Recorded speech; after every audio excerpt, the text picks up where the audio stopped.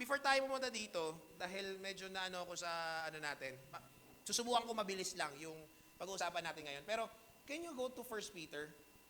Kasi ayun yung theme chapter natin actually for this sa mga napag-aralan natin. First Peter chapter 1.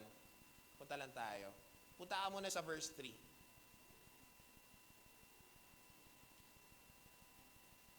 Ay, sige, di ko nabuksan dito, dyan na lang. Okay, First Peter chapter 3. Ayan. Ay, sabi dyan Blessed be the God and Father of our Lord Jesus Christ, which according to His abundant mercy hath begotten us. Sa ibang English translations na nakasulat po dyan is na ipinanganak tayo, given birth to us again unto a lively hope by the resurrection. I'm getting back to this main chapter po ng holiness na ating nagiging topic. Para nang sa ganun, binabalikan natin yung pinaka-foundation po, which is actually again Jesus Christ. And inuulit ko lang na holiness becomes possible for us dahil po sa relationship natin sa ating Panginoong Kristo. It's impossible, okay? It's impossible to pursue holiness kung wala tayong relationship sa ating Panginoong Kristo. And so, I would like to remind you that holiness po na ating napag-uusapan is a byproduct of our relationship. And ganun din ang intimacy natin sa Panginoon. It's not our work. And kaya tayo naligtas in the first place din naman ay dahil po lang sa biyaya. Pinanganak tayong muli spiritually, nagkakaroon tayo ng kaligtasan dahil po sa ating Diyos. And sabi dyan, to an inheritance, verse 4, to an inheritance incorruptible and undefiled, pakituloy, and that fadeth not away, reserved in heaven for you. Right now, even you are seated here sa Tatlong Hari Street, you already have a reservation po doon po sa kaharian po ng ating Panginoon. Wala. Okay.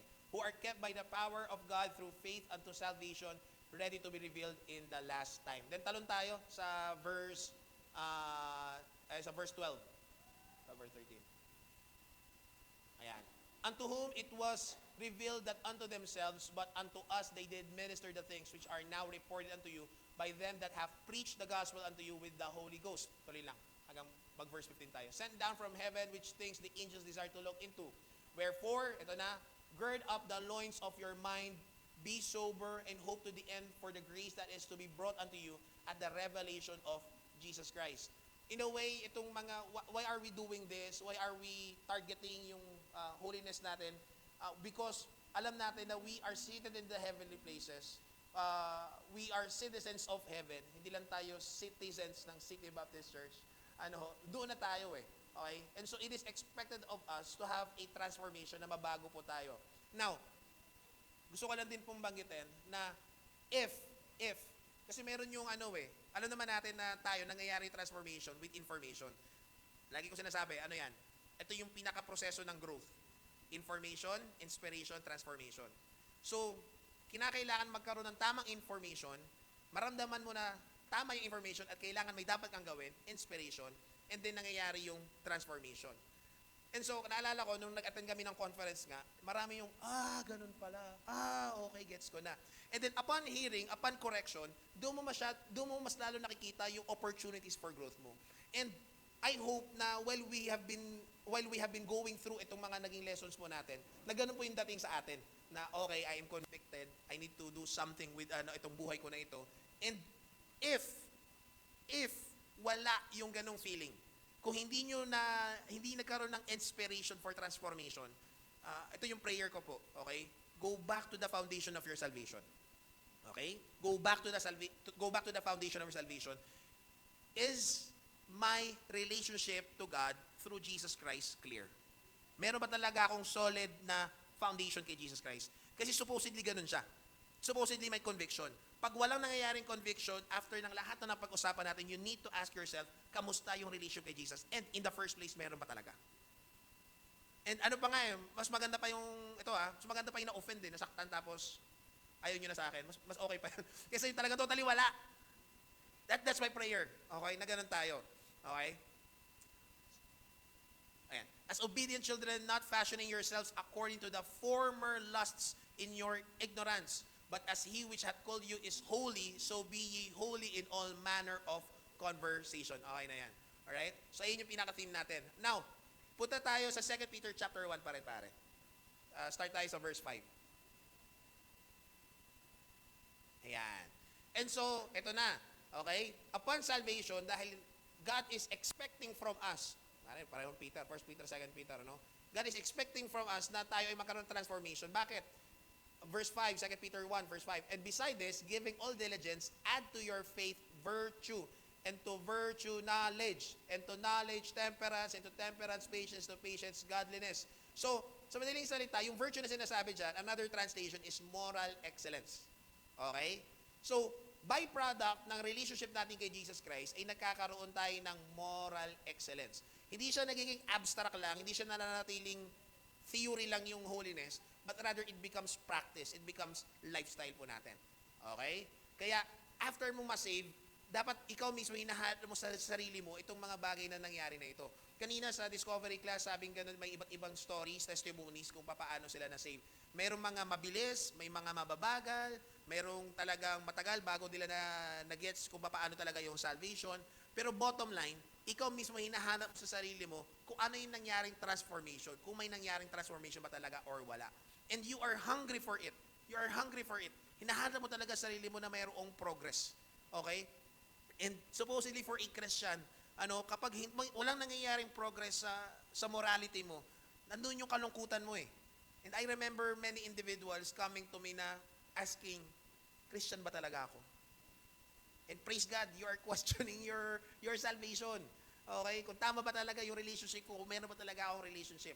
Because kung marami na nangyari, nag-church ka na for a very long time, and then you are not seeking for that deep satisfactory moral excellence mo sa Panginoon through Jesus Christ. Ayun, nakakabahala yon. So again, we are going through this para mag-gets natin, okay, ito yung mga bagay that I can improve. Ito yung mga bagay na pwedeng gawin ng Panginoon sa akin. And kapag hindi ko hinahanap itong mga growth na pinapaliwanag sa akin, baka mamaya kailangan kong balikan, kailangan kong magkaroon ng assurance, ng security ng aking salvation. Okay? Sige, punta na tayo doon sa mismong presentation natin, Kuya Kyle. Yan. Okay? So, let's start our discussion this morning with this illustration, a cracked mirror. Ayan. Sino dito may basag na salamin sa bahay? Meron pala talaga. Kala ko, tinapon na eh. Meron sa mga Dison. Meron din sa mga Paulino. Meron pala kayong mga basag na salamin. Sino pong bumasag? Sige, ikwento ninyo ngayon. Biro lang. Yung iba kasi nabasag lang talaga kasi manipis masyado, di ba? And kung minsan, kahit nabasag na yung salamin, ginagamit pa rin natin kasi wala, yun lang yung available eh, Pero, kapag ginagamit nyo yung basag na salamin, lalo na kung hindi siya ganun flat, o hindi siya ganun kapantay na pantay, ano nangyayari sa mukha ninyo? Yan, syempre, distorted. Di ba? Yung mukha mo, yung ilong mo, hindi pantay. Sabi mo, yung ilong ko dati pangulang, hindi na rin pantay Parang something wrong Hindi na naging maayos, nagiging distorted. Yung image na tinitingnan mo, parang hindi siya maayos. I would like to use this illustration na while we may look good on the outside, yung postura natin ay maayos, but if we do not have a healthy relationship with our God, and we do not, of course, lalabas yun, we will not have a good reflection of God's nature and attributes sa mga tao. For sure, we will be like a cracked mirror. Yung mirror na sinasabi natin in our conversation right now is tayo po mismo. We are that mirror. Remember that this, di ba? Na ang holiness is not a set of rules. I'm really happy kasi ito yung exact words ko, yun yung na-catch ng mga iba sa atin dito. Holiness is not a set of rules or a set of prohibitions. Ito yung mga dapat kong hindi gawin. Ito yung mga dapat kong gawin. Kapag hinaiwasan ko to at kapag nasunod ko ito, wow, I am practicing a holy life. Actually, hindi po. Because that may appear on the outside, pero without internal change or transformation, panlabas lang po siya. Kung kaya ang hinahanap sa atin po ng Panginoon ay magkaroon po tayo ng change from the inside. Para nang sa ganun ay ma-reflect po natin ang mabuti kung sino ang Panginoon. We are like the mirror dito sa lupa na yung radiance, yung Shekinah glory ng Panginoon ay mapunta sa atin at mai-reflect natin sa ibang mga tao. But if we are not intentional on reflecting on who God is, alam niyo po ano mangyayari? We will not be intentional on living holy lives. Sapat na sa atin yung, basta palangit ako. Basta nagsisi ako ng mga kasalanan ko, tinanggap ko si Kristo bilang Diyos na kapagligtas ko, pinangahawakan ko na pag namatay ako dito sa lupa, may pupunta ako sa langit. You are satisfied with that. Ano? Pero if you are a growing Christian and if you want a healthy relationship with your God, ano? You would like to reflect that beautiful reflection kung sino ang Diyos. Ano ho? Some ask me na, paano kaya ako makapag-share ng gospel sa bahay? Ako lang yung Christian. Naku, yan din yung dilema ko nung bago akong Christian eh. Kaya nung nakwento ko kanina sa discovery class, dati dahil nga nahihirapan ako mag-share ng gospel, ang ginagawa ko, magiinom muna ako. So pag may amats na ako ng konti, ang dali-dali talaga mag-share. Di ko makalimutan dito, yung may bakery dyan dati ng 24 hours, dito sa Lagro. Pag nakailang Red Horse na kami nung kaibigan ko, kung nanonood ka man ngayon pare, Red Horse yun, hindi Holy Spirit. Kasi nahihirapan ka mag-share ng faith mo. Ang hirap talaga kasi nga nagdadalawang isip ka eh. Alam nyo yung isa sa pinaka-powerful na preaching, lagi natin sinasabi, no? Pinaka-powerful na preaching, more than the words, reflection. Reflecting who God is. And that requires consistency. Kaya nga sa bahay ni Kuya, pwede kang magkunwari sa simula. Pero kapag tumatagal ka na sa bahay ni Kuya, magsisimula na kayo mag-away-away. Ayaw yun na sa isa't isa. Kasi yung consistency ng attitude mo, ng personality mo, eventually, lalabas at lalabas yun. Kaya kinakailangan ito yung ating binabago. Kaya dito po sa Ephesians chapter 4, few verses lang po itong pag-uusapan natin. Dito ay magbibigay po sa atin si Paul ng practical. Yung kanina doon sa 2 Peter chapter 1, if you have time, read that, that's beautiful. Ang tawag natin doon ay Christian virtues. Yan.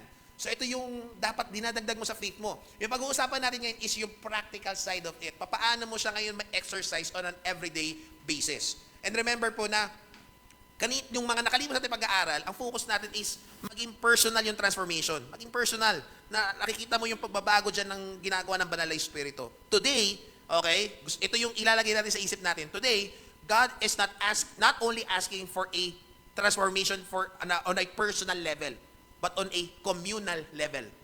Paano communal? Ang target natin mga kapatid, sana magkaintindihan tayo dito, ang target natin mga kapatid, hindi lang yung iilan magbago.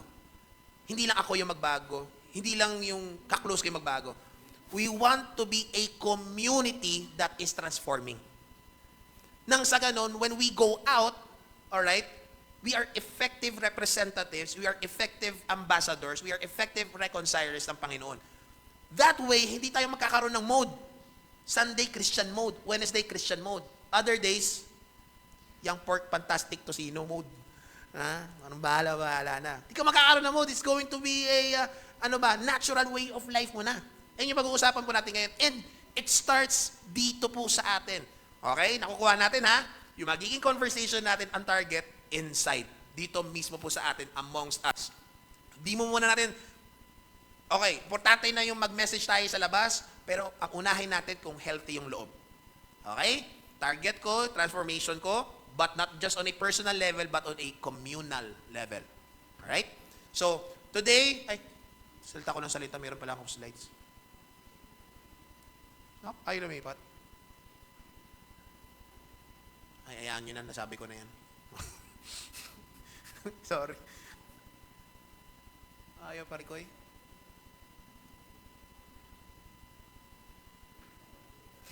Sabi ko na yan. Okay na yan? Gets yun na yan? Ayan. Holy life transforms how we speak, handle conflict, work, and forgive. Okay? Dito as a community. Alright. Yan. So ito po yung pag-uusapan po natin today. The 5 marks of a transformed walk. Okay? 5 marks. Okay? Ano yung 5 bagay na hahanapin natin sa atin as City Baptist Church so we can have an effective reflection of God before the world. Okay? Okay. Okay. Mabilis lang ito. Mark 1. Okay, first Mark. Okay, Mark 1. Hindi chapter 1 ni Mark. Okay. First mark, okay, of a transformed walk sa ating Panginoon is yan. Faithful in truth. 5 T ito para madaling maalala. Truth. Alright? Unang T, truth. Faithful in truth. So, first mark ng transformed walk is from falsehood to foundational truth. From falsehood to foundational truth. And this is very obvious dun sa nabasa na kanina ni Kay, ano? Sabi dito sa verse 25 ng Ephesians chapter 4, therefore, putting away lying, speak the truth, each one to his neighbor. Nilagay ko yung Tagalog word na kapwa. And alam nyo, yung word na kapwa, historically, meron palang napakagandang significance yan. So mamaya, okay. Because we are members of one another. Ano ulit sabi dyan? Therefore, putting away. Okay, so all throughout our study, we're going to look at what are the things that we need to put away or to put off and the things that we should put on. Okay? So putting away, putting off, and putting on. Alright? Putting away lying, speak the truth. Each one to his neighbor, sa inyong kapwa, because we are members of one another. Talking to the church. Okay? So very obvious naman. Anong sabi dyan? Una ulit, put away lying. Napakasimple. Maging honest ka lang. Okay? Okay. And siguro mula bata, pinagagalitan, pinagasabihan na natin yung bata, maging honest ka lang. Sabihin mo sa akin yung totoo. At alam nyo, isa sa malalaking deception po sa atin ngayon is, ito, okay lang naman magsinungaling, hindi naman makaka-apekto sa kaligtasan mo. Yung mga maliliit na sinungaling, wala namang problema yun kasi normal naman tayong nagsisinungaling. O kaya, yung typical na rason ng mga mananampalataya, alam nyo kung ano? Napatawad naman na lahat ng kasalanan natin. So, yung mga maliliit na kasinungalingan na yan, siguro hindi naman niya makasakit ng ibang tao. Ano? Kaso nga lang po dito, sinasabi po kaagad sa atin na ano, truth is like a currency. Okay? Truth is like a currency. Ano yung currency ng Pilipinas? Yan. Meron pang isang bansa na peso din. Ano pa? Yan. Mexico. Kaya pa nag-convert kayo ng dollars to peso, lagay nyo Philippine peso. Baka ibigay sa inyo Mexican peso eh. Kung magkano yung conversion yan. Okay? Truth is a currency na mahalagang mahalaga sa atin. You can spend it right or you can spend it the wrong way. Okay? Paano we trying to get here? Pansinin po ninyo. Yung truth, okay, when you are spending truth, it's like you are earning people. Napansin nyo ba? Habang napaka-truthful mo, faithful ka sa truth, you are very honest, okay, it's like a currency building a relationship. Kung babalik na rin natin sa madaling salita, since truth is a currency, kapag mali yung paggagamit sa truth, sa madaling salita, you bought it with a lie, ano pa mangyayari? It will destroy relationships. Very basic, mga kapatid. If we have been excusing lie, okay, it will destroy lives. It will destroy relationships. Okay? Simple as that. And paano natin masasabi na we are justifying lies? Ganito lang po. You will have gains. May pakinabang ka makukuha doon. Like for example, you felt like you need to lie para nang sa ganon, magkaroon ka ng proper reputation. Para maganda yung pagtingin sa iyo ng mga tao. So within the church, again, targetin natin, within the church, if you felt like I need to lie, and kasama yung lie, yung half-truth yung pag di na sinasabi yung buong katotohanan, that's part of it. Okay? Kailangan natin makita yon. Alright, ang Greek word po na ginamit po dito na lie, okay, is pseudos. Hindi ko na sinulat. Pero pseudos. P-S-E-U-D-O-S. Pseudos. Okay. Ang ibig sabihin po nun is fake. Okay? Fake. Meron bang fake sa atin dito? Are we faking? Yung faith ba natin? Fake? Conversation ba natin? Fake? Yung ating bang relationship sa isa't isa ay fake? Another word na ginamit doon sa in comparison ng pseudos is phony. Kung familiar kayo sa word na phony. Okay? Kaduda-duda. Okay? So, let's build in our relationship dito po sa simbahan na na ako po ay trustworthy. Put off again, falsehood. Put on, very simple, truthfulness. Why? It will build relationships. Always remember, before saying a lie, this will destroy someone. It's going to be a domino effect. Okay? Babantayin yung sarili nyo. Yung mga salita na, wag nyo na lang sabihin. Atin-atin lang ito. Okay? That's a form of lie. That is a form of destroying relationships. That is spending a commodity na magsisisikat niyan. Right? Second mark. Okay? Una is faithful sa truth. Now, focus sa temper. Paanong focus sa temper? From sinful resentment to righteous resolve. Alright. Anong sabi ng verse 26 and 27 kanina? Be ye angry and do not sin. Don't let the sun go down on your anger and don't give the devil an opportunity. Ayan. Buhay pa yung mga bata. Okay. So, ano sabi dito? Be angry, do not sin, don't let the sun go down. Alright. Obviously, yung anger, okay, ay masamang bagay at makakasira talaga sa atin. Pero firstly, ano yung unang sinabi dyan? Be angry and do not sin. Question, is it possible na magalit ka pero hindi ka nakakasala? Is it possible? Oo naman, okay. Ang tawag natin doon is righteous anger or righteous indignation. Yan. So, may mga pagkakataon na pwede ka magalit for righteousness, for holiness sake. Okay? O, may lisensya na kayo ngayon, pwede na kayo magalit. Anong example natin mga kapatid? Sino sa Bible yung nagalit? Alam nyo na agad si Jesus. Okay, balik muna tayo, Old Testament muna, isa, Moses. Kailan nagalit si Moses? Si Moses nasa Mount Sinai for 40 days. 40 days, 40 nights. Tapos, sinusulat ng Panginoon yung law. Okay? Pagbaba niya galing Mount Sinai, ano yung nakita niya? Yan. Yung kapatid niya, nag-una-una, sabi nung kuya niya, si Aaron, sabi nga na, tagal ng kapatid ko, ang tagal ni Moses magano nga tayo, gawa na lang tayo ng golden calf para may masamba tayo. Di ba may normal innate sa atin yung hunger to worship a divine. Okay? So gumawa sila ng golden calf. Bakit golden calf? Isa yun sa mga gods ng Egypt. They have been in Egypt for 400 years. So yung influence talaga ng Egyptian gods nandoon. Kaya nga 10 plagues Ano yun? Yung 10 gods ng Egypt. Isa doon yung calf. So pagbaba ni Moses, nakita niya, nagsasamba na sa golden calf. And because it's a pagan way of worship, anong ginagawa nila to worship? Ang sabi sa King James, very discreet ang King James, magaling. Sabi sa King James, they were jumping and dancing. Alam niyo kung anong translation nun? Magaling kasi ang King James talaga, no? Old readers. Alam niyo kung sa ibang translation? Orgy. Pagbaba ni Moses, para makapag-worship sila doon sa golden calf, nagkakaroon sila ng public sex. Kaya may tinatawag, even sa New Testament, sa Corinth, may tinatawag na temple prostitution. Way nila yon para makaabot daw sa yung certain pleasure, may maabot para makaabot doon sa worship nila na God. So, imagine nyo yung rage ni Moses when he saw it. Pagbaba niya, anong ginawa nyo? Anong ginawa niya? Binasag niya yung tablet. No? Kaya, after few chapters, yun na yung pinagawa ng Panginoon Binasag mo, ikaw sulat ngayon. Basag-basag mo yan Tapos anong ginawa? Sabing gano'n ni Moses, ito na medyo mabigat. Sabing gano'n ni Moses, sinong kakampi sa side ng Panginoon? Kilala niyo kung sino yung mga yon? Levites. Anong ginawa ng Levites? Naglabas. Hinabol yung mga nag-worship sa calf, yung mga nag-orgy, pinatay nila. Kaya sila yung piniling maging pare. Alam nyo na ngayon. Kaya, ganun pala para maging pare, pumatay ka ng mga, joke lang.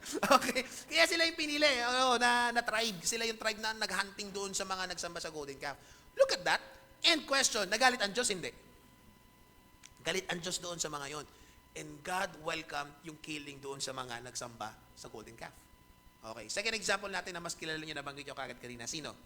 Jesus Christ. Pagdating niya doon sa Jerusalem, pagdating niya sa temple, ano nakita niya? Ginawang Quiapo. Joke. Ginawang palengke, pinagkakitaan. Pati yung mismong paraan ng pag-worship nila, pinagkakitaan nila. Bakit? Anong ginagawa dapat pag mag-worship ka sa temple? From ikaw mismo, on the 14th day of the first month of the year, meron ka na talaga naka-reserve na hayop para ayun yung isa-sacrifice mo. Okay? Para mapadali, ang ginagawa, bibili na lang yung mga tao doon, wala nang sacrifice. Di na mahirapan. Bibili. Siguro nakikipagtawaran pa. No? Pakita nyo na yung mga nag-tights, yung paghulog ng tights, pa yung sukle. Joke na. Okay? So, nagalit si Jesus kasi ginawa nilang palengke. This is my Father's house, temple of prayer. Ginawa nila yung den of thieves. And so, ang ginawa ng ating Panginoon, binaligtad niya yung mga lamesa. That's what you call righteous anger. So, it's fine. Okay? May mga cases na pwede kang magalit. But at the same time, we need to be careful with that anger. Ngayon na sinabi ko sa inyo na mayroong righteous anger, baka lahat na lang gawin yung righteous anger. Pastor, nagalit ako kasi Mario driving niya Righteous anger ito. So, ang gagawin ko po nga yung pastor, gigit-giting ko siya para papakita ko yung holiness. Makita niya sa sakyan ko, Jesus saves. Bakit? Tatapusin ko na buhay niya, pastor. Righteous anger. Okay? Hindi po yung righteous anger, ha? Okay? Hindi yung righteous anger, iba yun. Init lang ng ulo yun. Okay? Another na dinajustify natin na klase ng righteous anger, okay, sa mga magulang, kasi naramdaman ko ito Alam niyo yung tamang pamamalo? Okay? May tamang pamamalo, may maling pamamalo, or pag-chastise, pagtutuwid ng bata.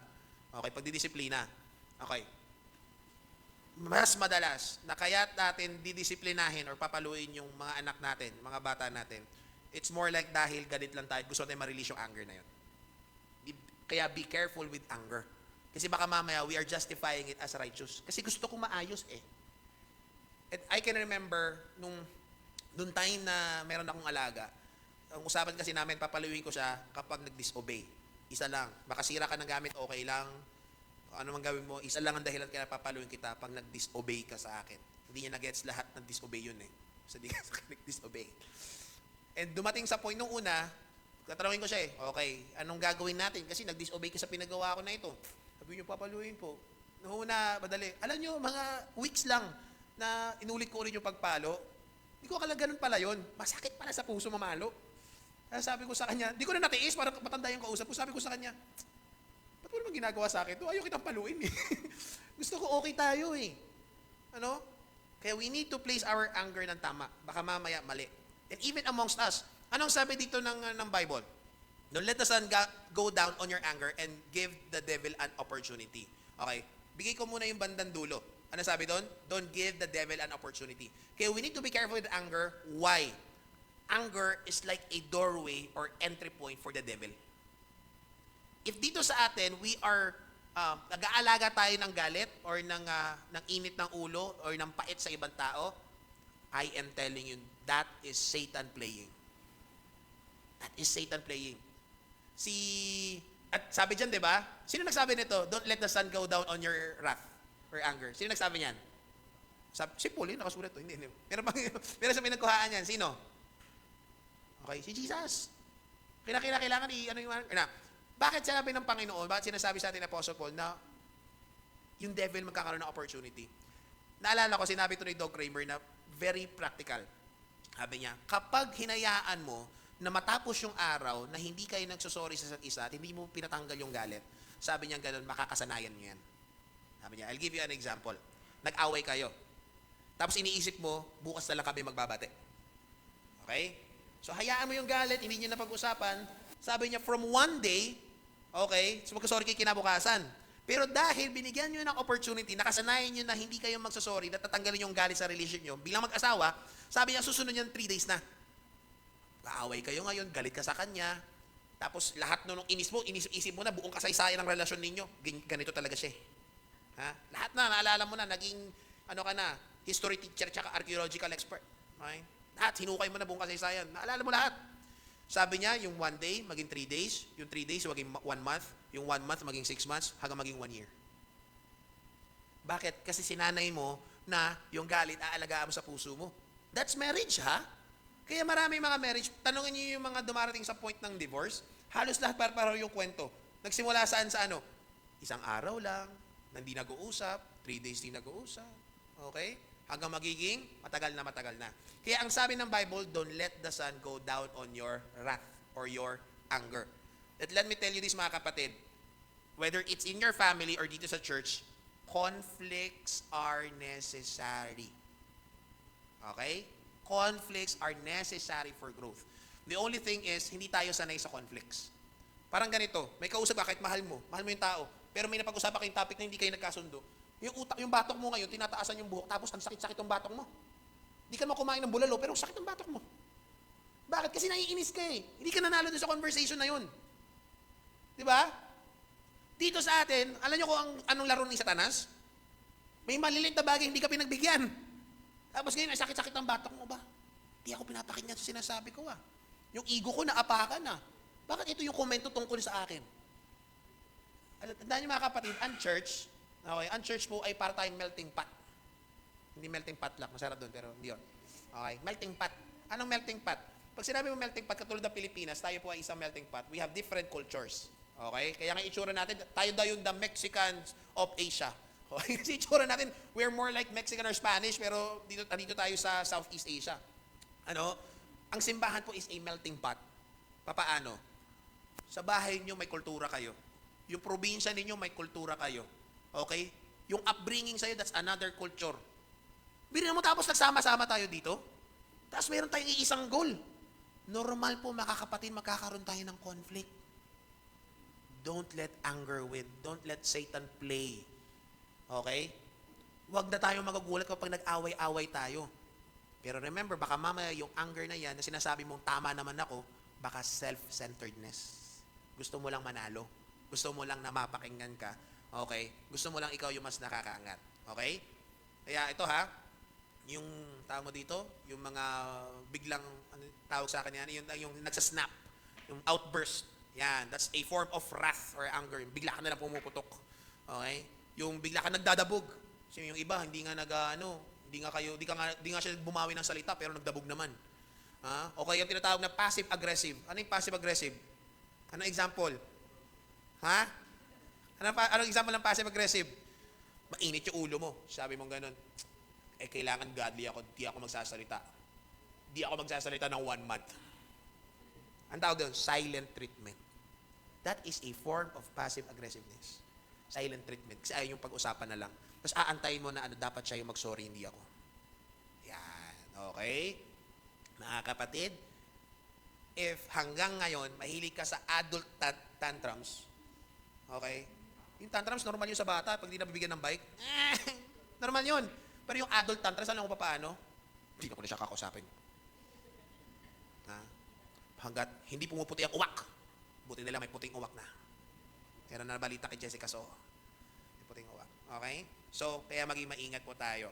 Sabi nga po sa isang saying, a small ember left overnight can burn down a forest. Yung maliit lang na ember. Okay? Ayan. So, what should be put off? Sinful wrath. Resentment. Yung resentment parang more like ano yan yung naipon, tapos inalagaan na ilagaan. Later on, magiging wrath. Tapos magiging ano na yan, magiging death. Okay? So holding grudges, yun nga, passive aggressiveness. Okay? And so we should put on yan, mali yan, sorry. Okay. Speedy reconciliation and righteous indignation. Okay? So yun tama lang. Okay? Kaya dapat titingnan, ito, masabi mo siguro, ma-justify mo yung anger na tama talaga kung para sa holiness ng Diyos, if wala kang pakinabang, if it's not for you. If you're not winning in the argument, you're not winning in the conflict. Yan. Pwede mo siguro ma-justify. Pero if it's you gaining something from that, yan, baka selfishness lang yan. Okay, third mark. Third mark ng isang transform walk na nagbabago talaga. Okay? Toil. Ano yung toil? Sa mga hymns nyo na nababasa yan din, ako din. Pero kasi para T. Okay, faithful in toil. From selfish taking to generous working.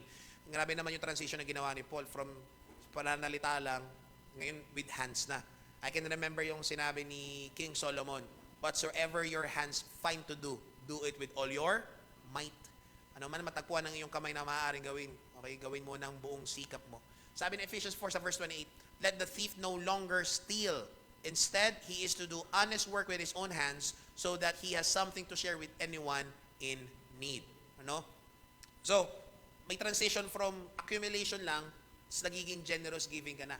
Yan, okay? Now, very obvious naman, let the thief no longer steal. Huwag na magnanakaw. Meron bang Christian magnanakaw? Meron magnanakaw ng puso, pwede. Pero huwag magnanakaw ng gamit. Simply put, pag sinabi nating stealing or pagnanakaw, hindi sa'yo kinuha mo. Alright? And madalas, yung gina-justify natin na alam nyo yung mga maliliit na justification natin sa pagnanakaw? Okay, ganito. Yung alam mong maliit lang naman, hindi naman makaka-apekto siguro sa kanya tapos kinukuha mo. Okay? I'll give you a simple example. Okay? Yung pagkain nakita mo sa lamesa, hindi sa'yo. O kaya sa pantry ninyo sa office, may nakalagay doon pangalan. Sabi mo, baka di nata gagalawin ito. So, parang matagal na to eh. And, kanino yung siomay na naiwan dyan ng mga nakaraang linggo? Kinain ko eh. Kanino yun? Sabi ko, mabubulok to. Kanino yun? Kay Clark? Ay, hindi, sabi ni Clark, hindi do. Kanino man yun. Kita nyo, kasi natuto na ako sa lesson ko, gusto ko bati tayong lahat. May naiwan sa taas na tinapay. Isang linggo na bulok. Pagbuklat kong gano'n, na may amag na, ang ganda lang sa taas eh. Kasi may butter at saka may cheese. Kakagating ko sana, pagdating sa ilalim, gumagalaw na yung tinapay eh. Di ko talaga ginalaw kasi, kanino yun eh. We need to be careful nito sa mga bagay. Baka mamaya gina-justify natin ito. Yung sa office ninyo, magpiprint ka lang, sabi mo, konti na naman, magpiprint ako tsaka para sa church. May tinamaan ba? Yung sabi, para sa church to eh, So, konting ink lang naman, di makakasakit sa kumpanya. Yan, O kaya yung mga yung dating OJT, sa office daw yung stapler, yung clips, ganyan. Ngayon napunta na sa bahay. Sa bahay na lahat kasi hindi naman mararamdaman ng opisina yun kung ano na nangyari. Mga kapatid, pag nanakaw po yun, imagine nyo na lang, tuwing nasa opisina ka, ang tingin sa'yo, yan pala yung yan yung nagkasabi kay Jesus, Bakit niya kinuha? Kasi sabi niya, Jesus paid it all. No? Yan ha, sa labas yun. Mga kapatid, huwag naman kayong manguha dito sa simbahan. Hindi sa inyo, mamay, pati yun dito. Hindi naman ginagamit to. Hindi ito mapapansin nila, pastor, to. Okay? Okay? Pangunguha. Okay? Simpleng-simpleng bagay. But I'm telling you, yung mga tao, tayo pa ng mga Pilipino, tayo confrontational. So, ang gagawin na lang ng mga kasamahan ninyo sa opisina, tahimik. Pero pag wala ka, pinag-uusapan ka nila. Ha? Okay? Instead, by the way, I would like also to say this. Alam niyo kung sino yung, pasensya na ha, pero alam niyo kung sino may pinakamataas at tendency manguha na hindi kanya? Tambay. Okay? Walang ginagawa. Hindi busy yung mind. So, kung ngayon, kung ano naisipan na pwedeng gawin. Kaya ang sinabi dito, magtrabaho dapat yung nagnanakaw kasi madalas, gumagawa ng easy money, gumagawa ng kung anong paraan para magkaroon ng pera, para magkaroon ng magagamit na pera. Hindi po mabuti yun. And so, gusto ko lang sabihin na actually later books, later letters, sasabihin dyan ni Paul na yung hindi nagtatrabaho dapat hindi kumakain. Di ba? Saan yun? 2 Thessalonians, sinabi ni Paul yun. And so, kasama rin ito mga kapatid na kapag tamad ka, hindi rin gusto ng Diyos. Narinig niyo ba ako? Yung tamad, ayaw din ng Diyos. Chris, paano nababasa naman ako ng Bible eh? Wala akong ginagawa. May ginagawa akong holiness. Devotion ako, nagpe-pray ako. Naalala ko tuloy yung kinukwento ng pastor ko dati. Nasa gate na raw siya, kumakatok siya. Yung Bible student, nandoon lang sa may hagdan. Hindi naman kalayuan, pero sigurado siya rinig siya. Hindi siya pinapansin kahit ano ka talaga. Oy, ewan ko saan. Pagkadilat daw, sabi ka ng pastor, pasensya ka na, nagpe-pray kasi ako. Prayer time ko. Minsan nakakainis yung gano'n, no? Okay, yung katamaran natin, ito sa mga, sabihin ng mga bata, kailangan ko nga po magtrabaho, kasi nga lang bata pa naman po ako, paano po yan? Ito ang version sa mga bata, mag-contribute. Okay? Paano ka mag-contribute? Hindi ka kumikita ng pera, pero you can contribute something. You can work in the house. Dito rin sa atin, kaya anong ginagawa natin para magkaroon tayo ng harmony inside the church? Yung mga adults natin, naturally, sila yung magpo-provide talaga for the church. Diba? Anong trabaho din ng mga bata? Contribute something. Paano? Just do anything. Contribute lang. Okay? Part yun. Nung sa Bible school, noon alala ko, pag Bible student ka, kasama yung training nun, lahat literal mapagawa sa iyo. Mayroong activity, mayroong event sa church. So, binigyan kami ng gawa kayo ng ganito, ganyan. Kailangan mag-prepare ng auditorium, So, gawa kami. Niinis kami, everything. Nakakapagod talaga. Laki-laki ng auditorium na yun, 600 yung capacity. Tapos, mayroon pang parang namin, yung cafeteria namin. No? Pagod. Merong isa doon na estudyante, actually dalawa sila, pero yung isang estudyante doon, literal na walang ginawa kasi sabi niya, masama daw pakiramdam niya. Masama pakiramdam niya. Tapos, wala namang sweldo yon. So, para kami yung tawag dyan, ambagan. Amot, iniisip ko.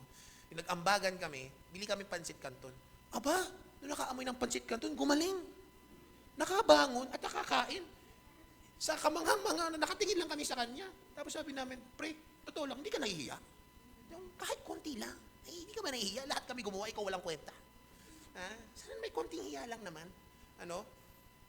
At alam nyo, hindi nakatapos yun ng Bible school.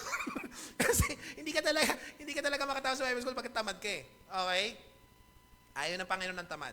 Ayaw ng Panginoon na nahunguha na yun.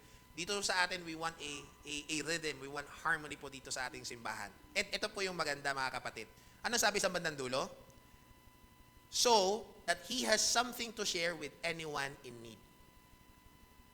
Yung pagtatrabaho mo ngayon, from self-centeredness na gusto mo lang magkaroon ng gain, napapalitan na siya ng nagkakaroon ng generosity na. Yeah. So, from selfish taking to generous working.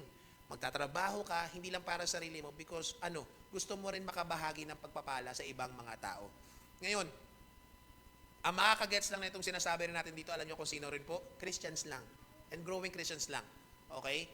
Pero, once na matrain mo yung heart mo, matrain mo yung kamay mo, na alam mo para sa iba rin yung kung ano man yung pinagtatrabahuhan mo, alam mo ginagawa mo rito para sa Panginoon.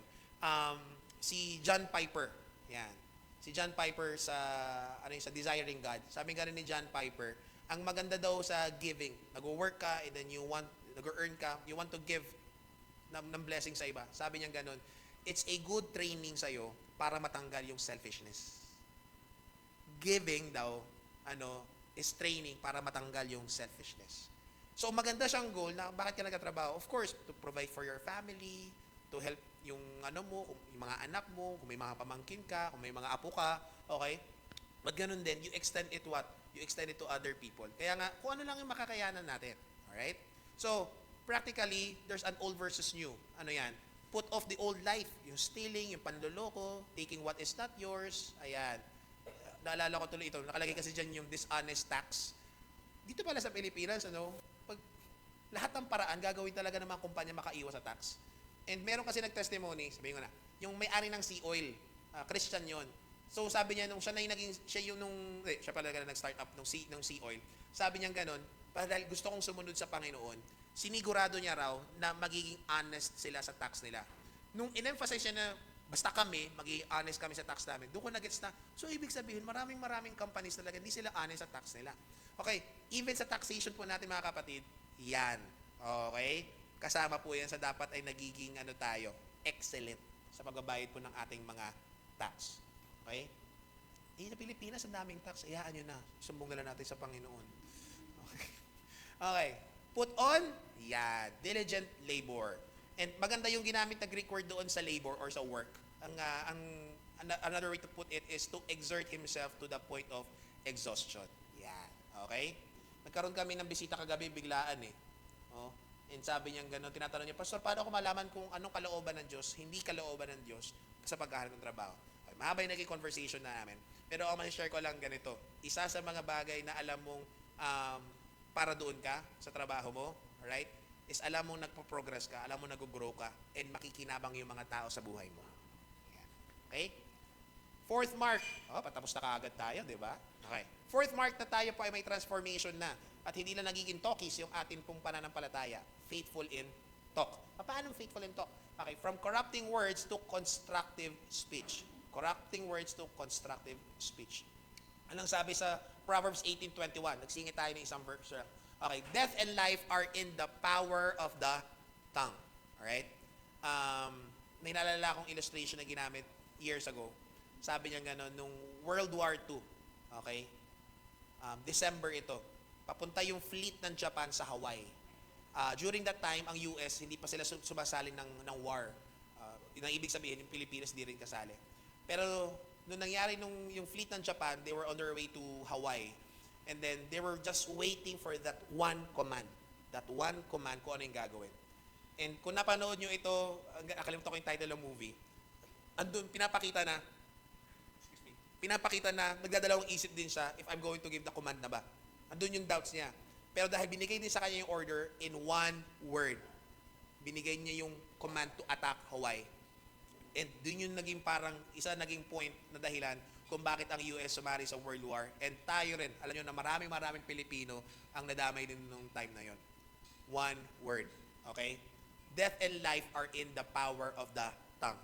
Kung iniisip natin na yung actions ay powerful, same as with our words. Kaya anong sabi sa verse 29? Let no corrupt communication proceed out of your mouth, but only what is good for building up someone in need so that it gives grace to those who hear.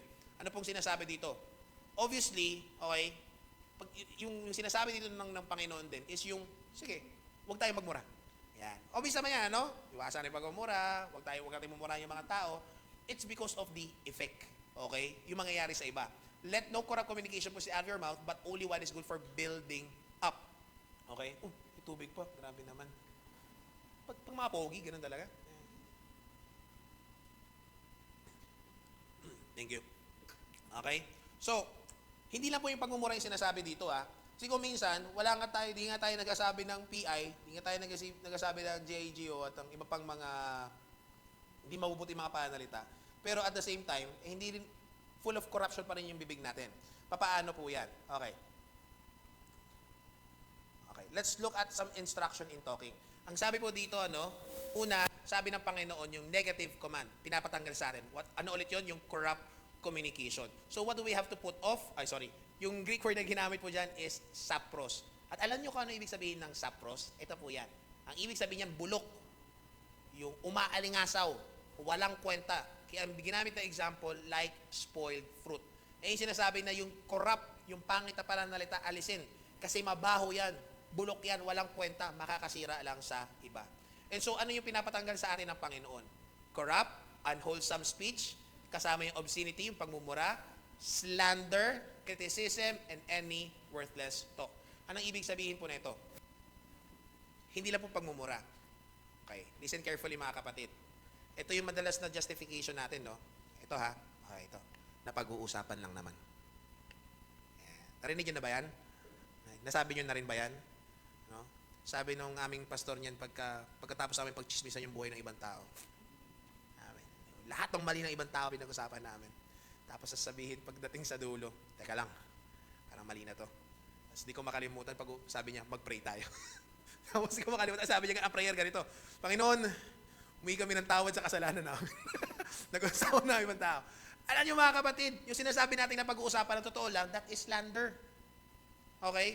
If wala ka namang intensyon para tulungan yung iba, then pinag-uusapan nyo lang yung problema niya, that is slander, that is gossip.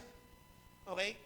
Another thing na ginagawa natin dito is yung contemptuous talk. Bigyan ko kayo ng example na contemptuous talk. May pinag-uusapan kayong tao, okay, tapos may kasama ng galit, naiinis ka na. That is contemptuous talk. Alam nyo ba, babalik ka dun sa mga earlier marks natin, which is nag-aalaga ka ng galit ng puot sa puso mo. Okay? Tapos hindi nyo kinakausap kasi hindi kayo sanay makipag-usap, hindi kayo sanay magkaroon ng confrontation, hindi kayo sanay sa conflict. That's bad. If you have something, dito, lalo na, again, church, within sa atin may problema, go to the person, talk to the person. Kung ang gagawin nyo lang, pag-uusapan, tapos ikakalat nyo kung, ito ha, imagine nyo ito. I've had this experience na nasa outside, konyo, nasa labas kami. Tapos, may pinag-uusapan na tao. Tapos, alam nyo naman yan, kahit hindi ka kasali sa usapan, di ba pag may isang MRT nag-uusap dahil wala kang ginagawa? Napakinggan mo rin naman kasi wala kang ginagawa And I can feel people listening to us. Why? Ang topic, church. May nabanggit si pastor. Ano kayo simbahan to? Sino kaya si pastor ganito? Sino kaya Tapos parang bigla talaga tayong nahuga, tawag dito, ng malamig na tubig. Sabi ko, teka lang, para mali ito. Sabi ko na lang kagad, teka lang, parang hindi maganda yung natin. Alam niyo po ano mangyari doon? Ito, 2 things. 1, lalala yung relationship natin inside. Number 2, hindi maganda relationship mo sa labas. Bakit?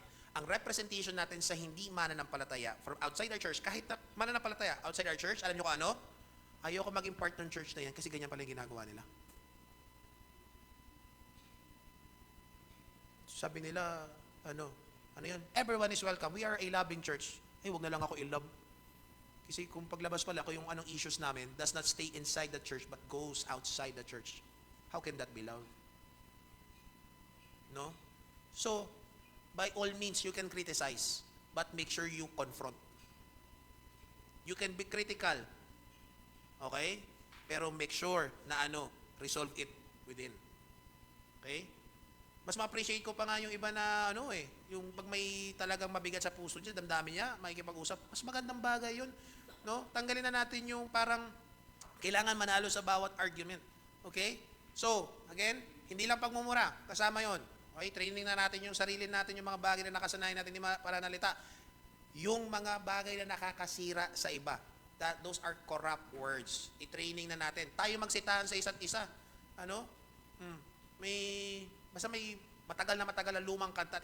Alam mo na, pagbata ka, hindi mo alam yung lyrics lahat May kinakanta ako isang secular song, tapos nakorek ako ng isa sa mga youth, sa Nueva Ecija ata. Pastor, parang di maganda yung kanta na yun, di ba? Dito ata rin yun. Basta may parang bagong kanta, tapos bastos pala yung kanta, hindi ko naman alam. Parang basta yun Sam Smith ata na kanta. Tapos parang demonic pala yung kanta. Hindi ko naman alam yun Naririnig ko lang kasi sinasayo ng mga bata. Hindi ko naman alam. Parang ganun ba? Pwede tayo magdiretsahan sa isa't isa. Baka may hindi lang alam. Alright? So, put off. The positive command is only what is good for building up. Kaya mamaya magkakaroon tayo ng filters kung paano tayo magkakaroon ng tamang conversation sa atin. May mga bagay na kahit na close kayo, pipigilan mo yung pananalita kasi alam mong hindi good conversation. Dito pa lang sa utak mo, i-correct mo na. Alright? So, put on what? Words that are good. Those are necessary for edification. Another way to put it, need of the moment. Alright? Nakuha natin ito kay Allen Parr, yung filters for speech. Ito yung ma-filter natin yung pananalitaan natin. Okay? Para matraining natin yung sarili natin. Tatlo lang, what we say. Okay. So tatanungin natin, is it good for edification? Titibay ba iba? Does it build up the other person up? Okay? Kapag okay yan, pwede mong sabihin. Pag alam mong hindi makakatulong, baka mamaya kasi it feels good dahil nakakaapa ka ng iba. By the way, ito pala yung idea ng gossip or ng slander. Dahil napag-uusapan yung ibang tao, nakakataas sa sarili mo. Napansin niyo ba yon? O kunwari, pag-uusapan namin kahit sinong tao, habang pinag-uusapan namin yung negative ng ibang tao, parang umaangat-angat kami. Kaya maraming addicted sa gossip eh. Pansin niyo yung mga living CCTV sa kalsada? Ano niyo yun? Okay, mga marites, di ba? Mas gustong-gusto pinag-uusapan yung ibang tao kasi nakakaangat sa sarili. Oh. Pero isubukan mo pag-usapan lahat yung sarili mong baho. Di ba? So, what we say, is it good for edification? Does it build others up? Pangalawa, when we say it. Di lang what. When we say it. Is it timely? Oh, may mga pagkakataon na, teka lang, nasa lamay ka, nasa burol ka, may nasabing mali, kapwa mo mananampalataya. Mali yung doctrine niya, i-correct ko nga. Okay? Is it timely? Tatanungin mo muna yung sarili mo. Okay? Does it meet the need of the moment? Ha? Meron akong ginawang service sa Patay. Sabing gano'n nung Christian, Mama, Papa, gumalala ko Mama o Papa pareho na lang. Mama, Papa, sabi niya gano'n na, bantayan nyo na po kami dito sa lupa. Sabi ko, pagod na nga yung tao, namatay na, pinagbantay mo pa. Di ko ba na kinorek, no? After some time na lang. Why? Kasi, is it need for the moment? Baka mamaya next time na. Okay, so yun tatanungin mo. What to say? When we say it. Then, ito pala. Wisdom is not just saying the right thing, but saying it at the right time. Okay? And then, how we say it. Paano natin sinasabi? Okay? Does it give grace? Baka mamaya, truth nga. Pero hindi naman gracious yung pagkakasabi natin. Okay? So, kailangan yung delivery ay napakahalaga. Alam nyo ba yung nakwento ko na ata sa inyo yung, merong isang hari, tapos sabi nung hari ganun, sige nga, tinawag niya yung mga wisest of his kingdom. Tapos, sabi niya ganun, ano yung sa tingin niyo mangyayari sa buhay ko as a king? Sabi nung isa doon sa mga wise daw na mga servants niya, sabi niya, King, you will live for so long na mangyayari po ay kayo nalang maiiwan. Yung asawa niyo, anak niyo mamamatay. Tapos yun, sobrang tagal ang buhay niyo, hari.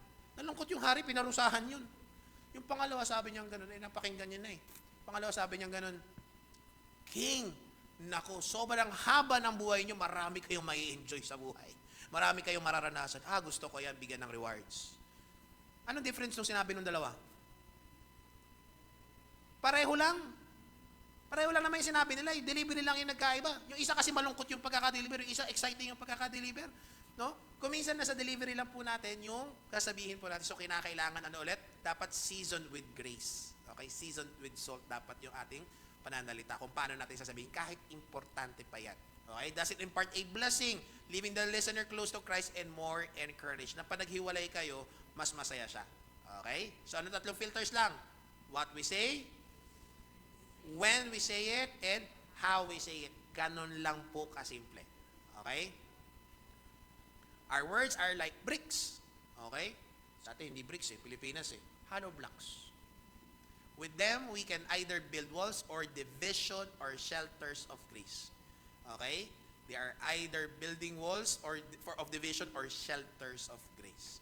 And so, corrupt speech wounds others deeply, and in doing so, it grieves the very Spirit of God who has sealed us for Himself. Okay? So, sana ganyan tayo sa church. Maging maingat tayo. Minsan nagiging, kasi, yung over-familiarity ba? So, yan. Maging maingat tayo. Ganito talaga ako, tanggapin niya. Hindi. Okay? Christian ka. So, always seasoned with grace. And last mark. Okay? Pinagsama na natin actually dalawa eh. Last mark, faithful in tenderness. How? From bitter malice to gracious forgiveness. Shortcut na natin ito. Okay. Ephesians 4:30, tatlong verse. Don't grieve God's Holy Spirit. You were sealed by Him for the day of redemption. Let all bitterness, anger, wrath, shouting, slander be removed from you along with all malice. And then lastly, and be kind one and compassionate to one another, forgiving one another just as God also forgave you in Christ. So, ano po yung ating mga difference na? Parang susumahin po natin actually, ito yung pinakasuma niya ng lahat-lahat. Okay? So, sana nakikita ninyo, ewan ko nakikita pa ninyo. Pero yan. Okay? Yung bitterness, put away, put off what? Bitterness. Think right now. Kasi ang gusto ko maging goal natin dito within the church. Within the church, do you have bitterness with anyone? Okay? I-bless you with prayer. Okay? Wrath, anger, yung clamor. Ang clamor is yung shouting or yung sabihin na natin yung yung outburst. Okay? Yung slander. Okay? So ayan. And then, what should we put on? Kindness. Tender-hearted. And of course, forgiving. Okay? Dapat nandiyan na yung pag-iingat natin. Ano ulit sabi ni Paul earlier verse? Yung devil lalaruin tayo. Okay, mga kapatid. Dapat gets na natin to. Lagi natin sinasabi to. Okay, remember this. Kapag may gagawin ng Diyos, sigurado ito magkakaroon ng problema. Either before or after. Okay? Si Satan laging gagawa ng paraan. Pero si Satan, hindi siya gagawa ng paraan. Kung next week siya aatake, hindi siya this week gagawa ng schemes niya. Alam niyo kung kailan? Baka 6 months ago nag-start na siya. Baka 1 year ago nag-start na siya. Even in your family, kung babantayan ninyo, nag-start siya early. Okay? Kaya magiging wise tayo. Pananalita natin, pag-iisip natin, actions natin. Huwag tayo masyadong maging carefree. Okay? Babantayan nyo ito. Why? Ang pinaka-goal mo, ayaw mo na ng selfishness, hindi lang ikaw yung bida dito, okay, ang bida si Jesus Christ, at gusto ko magkaroon ng harmony inside the church. Kaya magandang tanongin mo rin sarili mo am I contributing well in our community? Ito yung community natin, napakaliit lang. Am I contributing well in my community? Once na itong community natin na ito is healthy enough, we will be more effective on the outside. Okay? Para pag sinabi mo, member ako ng City Baptist Church. Ako ay believer and follower ni Jesus Christ. Those will be not mere words, but an actual reflection of who you are worshiping. Pwede nilang makomment sa'yo na, totoo. Pag nakasama ka nila, ay, sarap talaga kasama niyan. Hindi tamad, sipag yan, di nangunguha ng tinidor. Tinidor? Naisip ko. Di nangunguha ng gikan niya. Okay? Hindi siya yung tipong kailangan siya yung bida. Gets siya na mas focus yung ibang tao. Hindi yan magagalitin pero hindi namamansin. Wag din ganun. Okay? Alright? And ito yung word, tatapusin ko dito, forgiveness. Okay? Forgiveness. That is a big thing po para sa atin. Now, payo ko po mga kapatid, balikan natin yung mga nasulat nyo na, if you've written, okay? If merong bitterness, may anger, may wrath, may hindi mabuting bagay sa puso natin, towards anyone here, forgive. If you can remember someone else outside, whether believer or not, forgive. Kilala niyo si Corrie ten Boom? Ito ba yung susunod? Tama. Kilala niyo si Corrie ten Boom? Ginagamit ko na siya before. Okay, survivor siya during World War II. And then nakaharap niya na yung Nazi na nag-abuso sa kapatid niya tsaka sa kanya. Okay? Nung simula, it was very hard. Remember World War II, Nazis, concentration camp. Okay? Nung simula, it was very hard for her na patawarin itong abuser sa kanila ng kapatid niya. Pero later on, ito yung nasabi niya. Forgiveness is the key that unlocks the door of resentment. Forgiveness is the key that unlocks the door of resentment. Okay? Alam niyo yung number 1 na maapektuhan ng anger, ng wrath, ng resentment? Alam niyo kung sino una? Ikaw. Masakit sa puso mo. Sakit ang kaluluwa mo, sakit sa isip mo. Once na you are able to forgive the person, freedom. Nakakalaya ka na. At ano yung pinaka-motivation mo why you are able to forgive? Just as Christ forgave you. Okay? Naalala niyo yung parable ng servant? May utang siya malaki-malaki doon sa amo niya. Siguro ang katumbas doon is ilang taong sweldo. Baka lifetime na klase ng pagkautang. Malaking-malaki. Nakiusap siya doon sa amo, sa Lord. Patawarin niyo po ako, pasensya na. Baka pwede niyo bigyan pagkakataon. Ganyan. Sige, mukhang sincere ka naman sa paghingi mo ng tawad. Sige, pinapatawad na kita. Pauwi na siya, nakasalubong yung kapwa niyang servant. Ang utang ng servant niya kumpara sa kanya, 1 araw lang na sweldo. Galit na galit siya. Sabi, alam mo, ikaw ganito ganyan ka Lahat na sinabi niya. Lahat ng kasalanan, pati hindi kasalanan sa kanya. Sabi niya na, di niya pinatawad. Nalaman nung Lord, anong ginawa ng amo? Pinatawag, then tinapon siya sa eternal darkness. I would like to say mga kapatid, if you are a Christian, if you are forgiven, you have to forgive. That's it. Walang walang justification. Just forgive, just as Christ forgave you. Wala naman sigurong no? Ang ganda ng sinabi ni Jesus na alam niyo kung sino yung pinakamadaling magpatawad? Yung mga tao na alam niya na sobrang laki ng pinatawad sa kanya ng Diyos. Baka mamaya hindi pa natin nakikita kung gaano kalaki kasalanan natin, ha?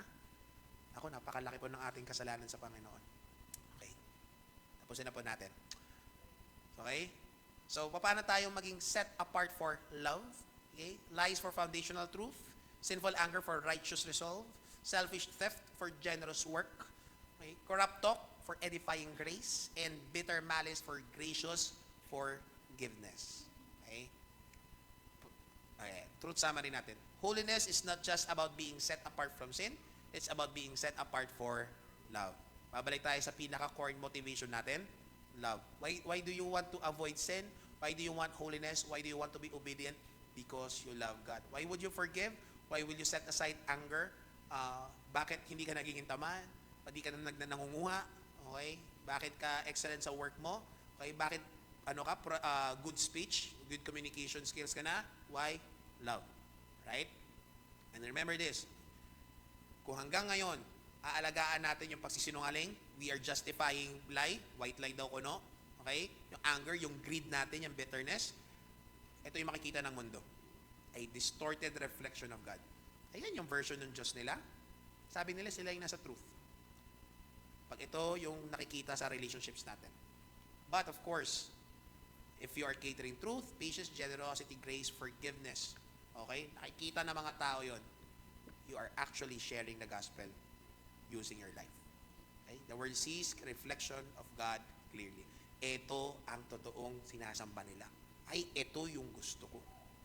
So, mga kapatid, gusto nyo ma-share ang faith nyo? Gusto nyo makita si Jesus? Love the church. Be a community that transforms. Ito nakikita nyo na dito mismo, ito yung una ninyong trabaho.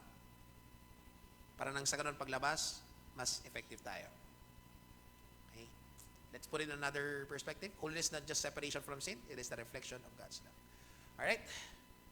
Okay, this week, lagi may challenge para may practical application. Okay, identify one relationship in your life strained by anger or bitterness. Think of one. Baka merong isa dito, baka merong isa sa labas. Unahin natin yun nandito. Okay? Then, take one concrete step to reflect God's character in that relationship. What must I do to reflect God in this relationship? Okay? So, those are the 5 marks ng transform walk. Okay? Let's pray.